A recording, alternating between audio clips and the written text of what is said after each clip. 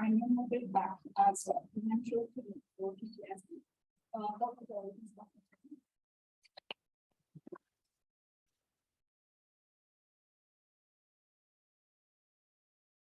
Yes. Thank you, Snow, for the wonderful introduction.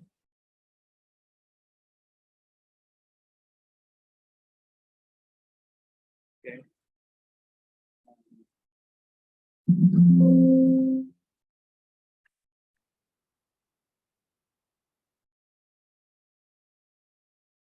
All right. Hello, everyone. Good afternoon. And I'm very excited to be here. And it's really a great pleasure of mine to give my first in-person talk after 3 years of the pandemic time. And thank you. I'm going to stand in front of the screen here. Hopefully, the online audience can all see me still.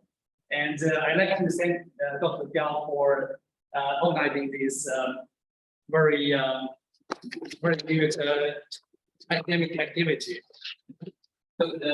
So today I'd like to share our recent study that used fMRI neurofeedback as a treatment tool for post-traumatic stress disorder.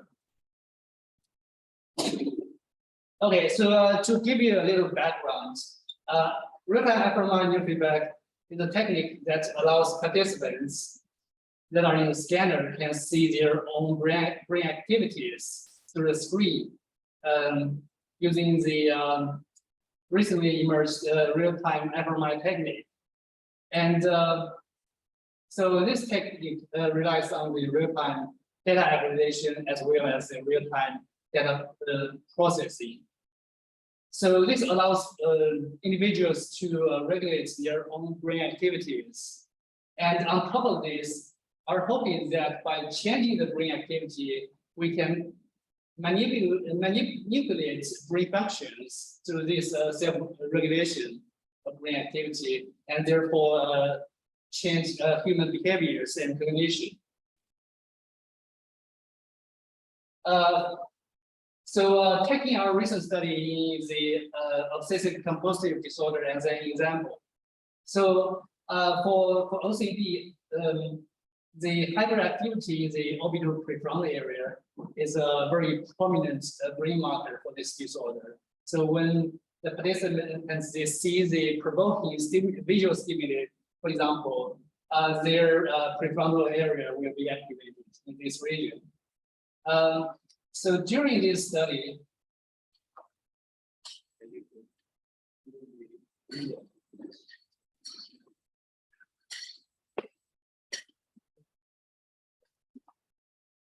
that's better now.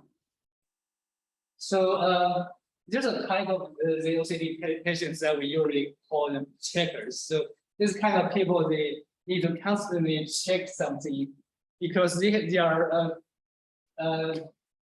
they sometimes they were worried that something they forgot to do might leave other people or themselves in danger. For example, they might think they forgot to lock the door before they leaving the house, or forgot to turn off the stove fire. So during the study, when they are in the scanner, we show this symptom-provoking stimuli, and the participants' orbital prefrontal area will be activated. So now we ask them to try to downregulate, meaning that they are asked to decrease the activity in this region using helpful mental strategies. For example, this participants can help himself to calm down because usually he doesn't forget to leave the stove fire on. So obviously, the neurofeedback itself is not essential for changing one's own brain activity, right? So you can just bring down the activity alone, just using the mental strategy without the feedback. But what the neurofeedback does is that it allows you to tell whether the current mental strategy, for example, this one on the screen, was helpful in bringing the brain activity down or not. So if this one was not useful according to the feedback on the screen, you can try different strategies that you might find more helpful to you. Okay, so that was just one example. And some of you may have already heard about like EEG neurofeedback. So EEG neurofeedback in depression often focus on targeting the asymmetry between the electrical potentials, whereas fMRI neurofeedback has better accuracy and more flexibility in choosing deeper brain regions. As we know that depression not only involves the prefrontal area, but also is rooted in the deeper brain regions, such as the ventral striatum, the anterior cingulate cortex, the amygdala. So using fMRI neurofeedback, we can also try to change the brain activity in the deeper brain regions. And we also demonstrated that we can target the OCD symptom using neurofeedback. So in this study, we showed that the symptom score in the treatment group decreased over the time of the feedback training sessions, comparing to the control group that did not receive the feedback from this region. And for patients with Tourette syndromes, the dysregulated activity in the supplementary motor area was a neuromarker for the dysregulated movements in the patients. So in this study that we completed in 2018, we trained the adolescents with Tourette syndromes to downregulate the activity in this region. And we found that when the patients received the real feedback from this region, the symptom scores were decreased, whereas the sham condition didn't decrease the symptom score. All right, so why do we target the PTSD using neurofeedback? So one primary motivation was that PTSD is a debilitating disorder that affects many people's lives. And for those patients, many of them didn't have a very good response and remission rates against the currently available drug treatments. So, we start to target the amygdala activity in PTSD because hyperactivity in this region was involved in most of the symptoms, and is one of the better studied neuromarkers for this disorder. And previously, so we are not the first study that target amygdala in mental disorders. For example, in this study in major depressive patients, they train the patients to upregulate the amygdala activity in a scanner by asking the participants to do positive memory reports, so to think about happy things that happened in the past in their lives, to upregulate the amygdala activity, which was effective.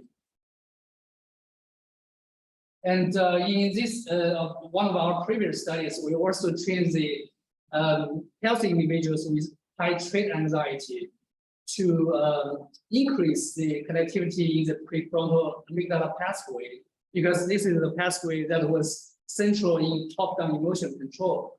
So by increasing the connectivity in this pathway, the participants were able to decrease the anxiety level after 4 sessions of training.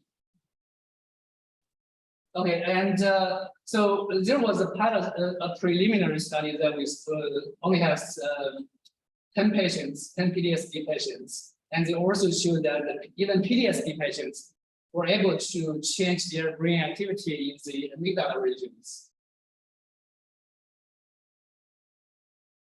So this study shows that amygdala modulation using real-time neurofeedback training was feasible. This was further confirmed by a recent meta-analysis to this one. And so this study showed that the neuromodulation effect was significant in this pooled data from the previous studies that targeted amygdala activity using neurofeedback with a medium to large effect size in the experimental group. They also showed that the clinical effect was also significant, but with a smaller effect size, a medium effect size. So these findings were encouraging for us to really to train the PTSD patients to modulate their amygdala activity. All right, so here's the study design. So first we recruited PTSD patients and still camera. They went to the initial clinical screening to determine their eligibility. Using the CAPS-5 questionnaire, and then the participants, they met with a clinical psychologist to collect their traumatic events because their symptoms were their PTSD symptoms were related to their past traumatic experiences, right? So everybody has a series of traumas. So we collected these trauma events, then we recorded these trauma events into audio clips, and the participants also rated the intensity of these trauma events from low to high. Then they also went to see this imaging assessment session, which was a localizer test to localize their most active amygdala area when they are exposed to trauma clips. We have this procedure. So first of all, we want to target the amygdala region that was most responsive to trauma, that were most related to their symptoms, right? And we also, so this was in order to exclude the participants that did not respond to the trauma exposure, because those who did not respond to the trauma exposure might have a tendency to dissociate themselves from the trauma report. So these people tend to not respond to the trauma exposure therapy. So those people might not benefit from this training procedure. So we exclude those participants. All right, so after these two screenings, they went through 3 sessions of neurofeedback training. And then after the training sessions, we again measure their brain activity and the CAPS-5 scores.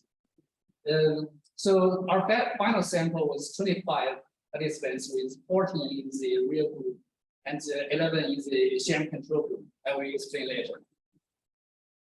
Okay, so this is an example of a feedback round.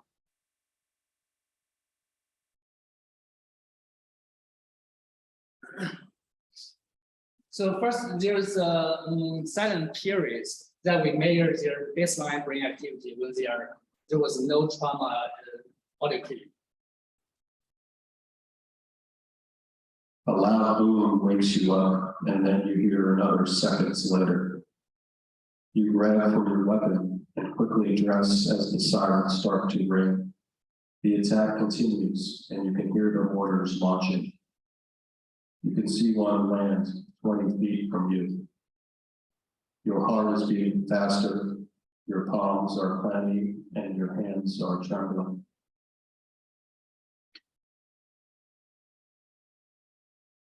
All right, so during the last period, we can see there's this line going up. So this line segment, this line graph represents their current amygdala activity from the region that we just localized from the localizer session. So they were asked to expose themselves, so just to open up and to experience the anxiety that was provoked by their past trauma experience.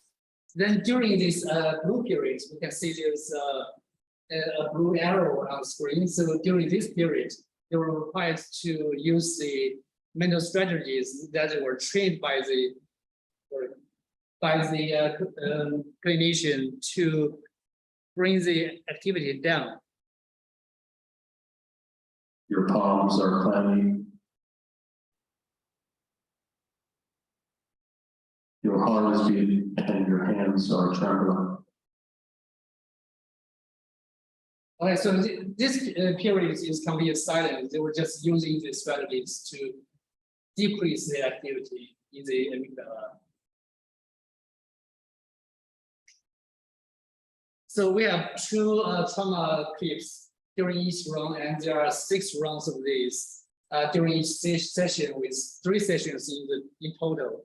But this is only the case for the real feedback, the active group. The sham participants, they were matched to, each of them were matched to 1 participant from the experimental group. So the sham participants will see the brain activity recorded from a real subject. So this was in order to control the placebo effects, as well as control for the potential frustration or the rewarding experience during the neurofeedback. Because if one was successful, for example, in this period to regulate the brain activity, there might be a rewarding effect that can, to improve his mood, right? And if that was not successful, there might be some frustrations experienced by the participants. So using this sham control method, we can match those kind of experiences. Okay, so how do we measure our success in this clinical trial? So at the clinical level, the measurement was changing CAPS score. So during this blue boxes, so we measure their CAPS score as baseline, as well as 1 month after the training and 2 months after training. So there are 3 time points that we collect the clinical measurements. And as for the brain data, we use this task during which the participants, they were asked to regulate their amygdala activity, just like during the neurofeedback rounds. The only difference is that they do not have the feedback presented on screen. So they were just asked to perform the regulation without the feedback.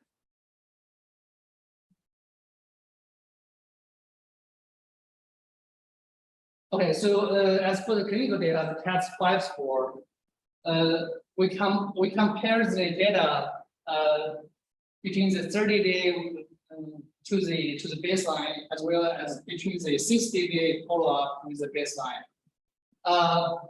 We found that those groups, so this is encouraging because those groups, they have improvements in this scale. So the CAPS score, the experiment group has a greater reduction in symptoms at 60-day follow-up. But the bad thing is the real group, also there's a very good pattern that the difference was greater at 60-day follow-up, but this difference was not significant between the 2 groups.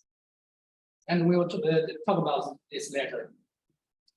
And as for the imaging data, when we compare the amygdala activity during the downregulation blocks before and after the training, so this was at the baseline, and this was after the training, as well as during the 30-day follow-up. So what we found was that there was an improved control over amygdala activity. So the amygdala activity during the downregulated blocks was much lower for the real group. So that means they are better at decreasing their amygdala activity when they are asked to downregulate after the training. So this was suggests that the improvement was induced by the real feedback. Is amygdala activity downregulated or the hippocampal amygdala activity downregulated? Oh, this is just the amygdala. So yeah, so this study the effect really coming from amygdala activity or come from hippocampal and yes. Activity, as you know, PTSD that have really emotional memory or Yes, I think, yeah, that's a very good point. We are going to discuss about that later. Yes, so in this study, we only focused on the amygdala because this is a registered clinical trial, right? So the change in amygdala activity was our primary outcome measurement. So at the current stage, we only analyze the amygdala activity change. So there was the pattern was very similar to the clinical data, showing that the improvement was greater at the later time points. So to summarize, we found that there was a better ability in downregulating amygdala after our training, our 3 sessions of training. So the results from the neuroimaging data was encouraging. However, we did not find group differences in symptom reduction. So that is for the CAPS-5 score. So although this pattern was good, it was not significant. And finally, I want to just like Professor Nie just has suggested, to discuss why why they are successful in changing brain activity, but the symptom score didn't change significantly. First of all, the trauma exposure therapy is one of the more effective therapies for post-traumatic stress disorder. It is sometimes even better than the currently available drug treatments. So that might have caused the improvement in symptoms for both groups. So the effects may not necessarily come from the neurofeedback training alone. It can be just because they underwent a series of trauma exposure in our experimental setting. And another potential reason is the sample size. We only have 25 subjects with around a dozen in each group. So by today's standards, we might be underpowered with our sample size. And also, as I mentioned earlier, there was a pattern of slowly developing improvement. So the improvement was greater at later time points, both for the brain imaging and the clinical data, right? So that means it's possible if we have more follow-up time points, we might be able to observe that, for example, this is a 60 follow-up. So if we have maybe 90-day follow-up, it's possible, it's likely, but not, we're not certain unless we have another follow-up time point a couple of months after the 60-day follow-up. This was also supported by our data from other 2 neurofeedback studies. This is the true data from the OCD study and the choice syndrome study. So as we see here, the darker dots are from the real feedback group, and the lighter dark dots are from the control group. So for the real feedback group, we can see this trend of better improvement longer after they receive the intervention. And finally, some of the participants were scanned during the COVID pandemic, so after 2020. And so the effects of social interaction might be twofold. So first of all, by avoiding social interactions, the patients might have encountered less triggers for their trauma experiences as they reduce their contact with people, right?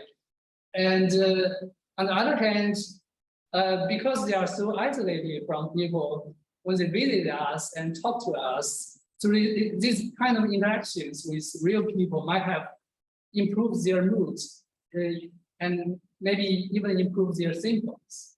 So these are the factors that I have been thinking about.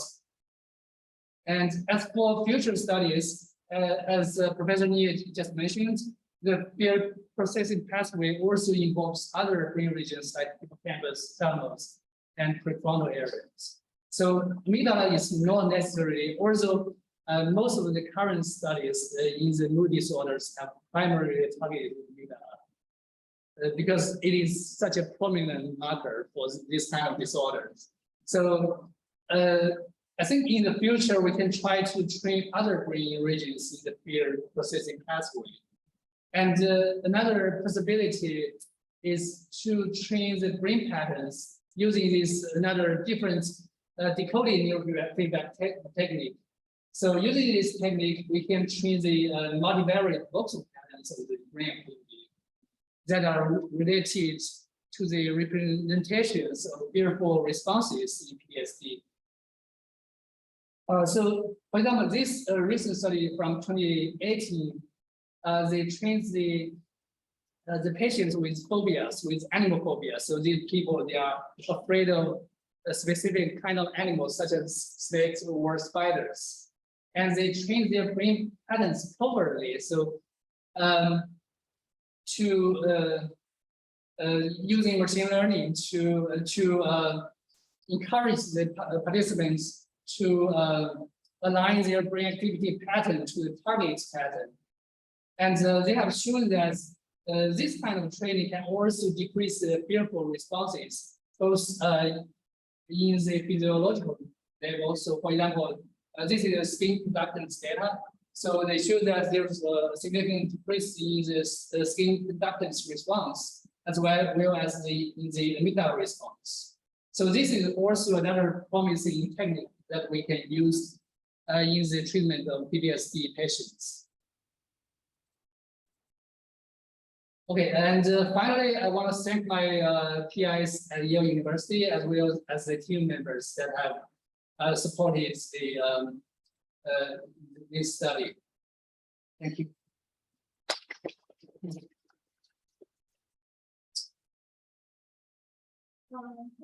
Thank you for answering your talk is very interesting. Yeah, I'm ready for questions. Any questions? I ask, what is the involvement in the data acquisition and signal identity? Sorry. Just data acquisition type and signal presentation type. What's the delay? What's the delay? You need some time to. Oh, yes.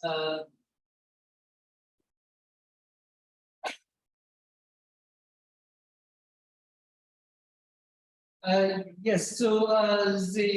So first the data transferring time. So usually happens almost at the real time level. So the delay from between collecting the actual volume to receiving the MRI image was about within 500 milliseconds.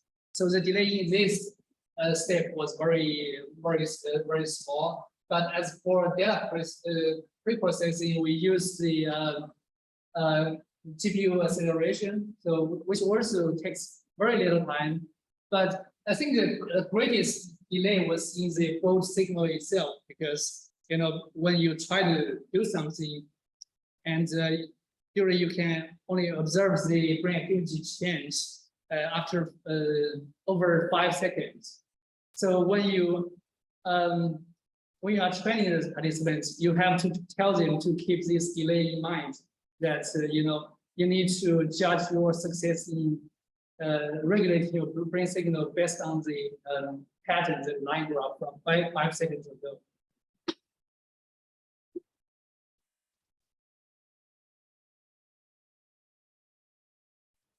We have questions. Yeah, I see. Is it still possible to integrate other methods, analysis methods such as this representation of indirect analysis or other stuff like functional activity patterns integrate with this real-time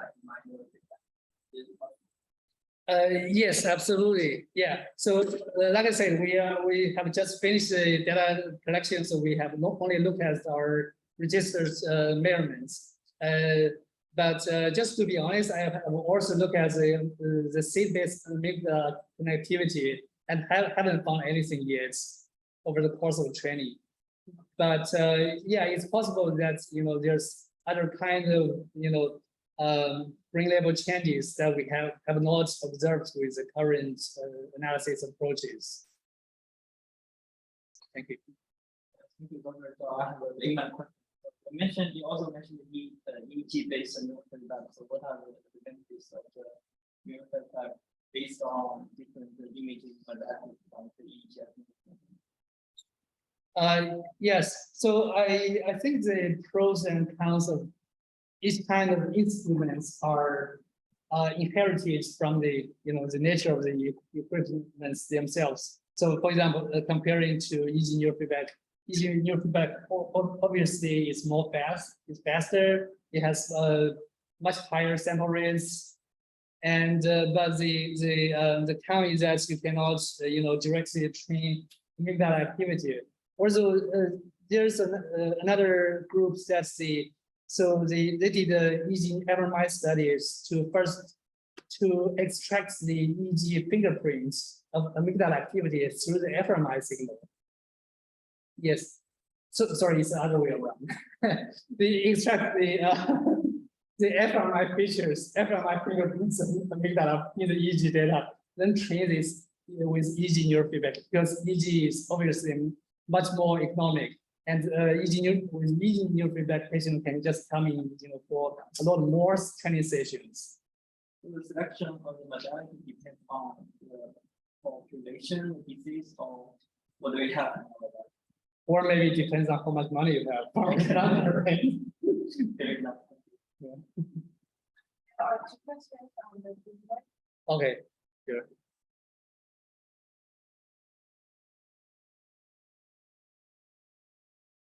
Can read them first. Okay.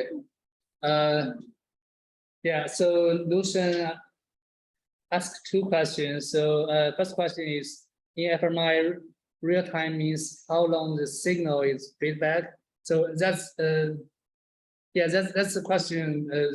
I think the same question as the one from Yuvan. So the delay is usually 5 to 8 seconds. That's why we usually tell the participants. And how long is the time window used for calculating the both signal? And what about the delay in fMRI signal? Yes, so the time window is only concerned in connectivity-based feedback approaches.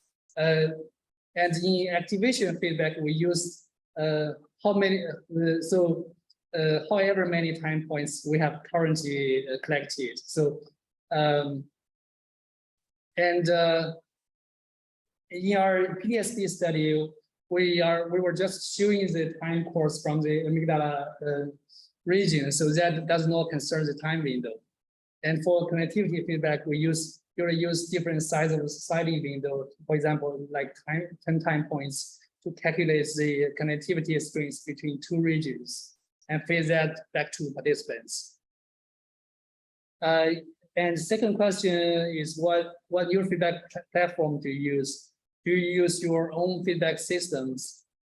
Yes and no. So at Yale, we used our own feedback system that was based on bioimage suite, and we added in some GPU acceleration functions to achieve better or shorter processing time.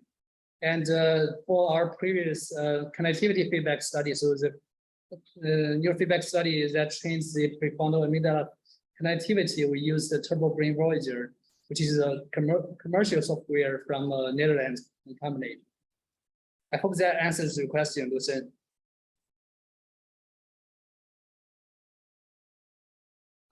Okay, for the audience, do you still have some questions for those online? Okay. I think that's there's no further questions. Thank you for your talk, and thank you for your attention and participation of the activity.